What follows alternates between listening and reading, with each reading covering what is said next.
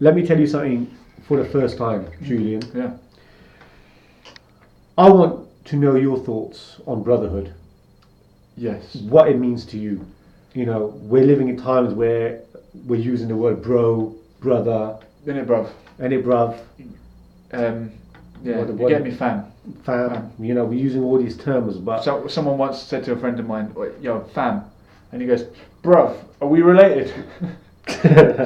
Ironically. So yeah, blood, bruv, fam. what I want to get at really is, what does it actually mean to people? What does it mean to people that they say this? Is it just a way of sweetening someone up?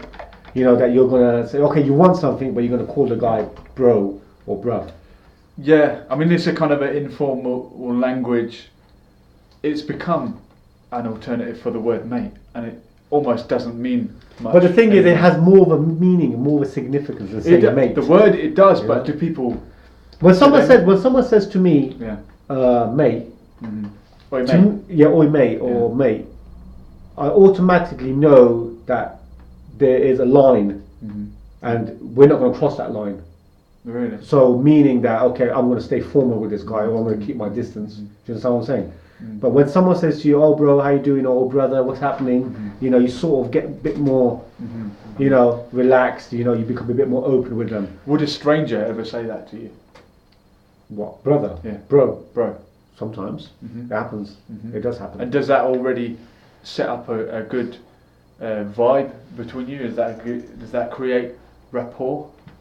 It can do. It can. I mean, I think everyone reacts differently to it. But me, when someone says brother or bro or whatever, it actually means something to me. Do you understand? It means that, you know, you're trying to reach out to me, or you're trying to have a conversation, whatever it might be. You're trying to talk to me on a level. But I think that people now, they're just throwing it around loosely, and it doesn't really have that significance that it should have. Language is like that, and it's like swearing. If you swear all the time, it takes away the actual weight behind it. Yeah.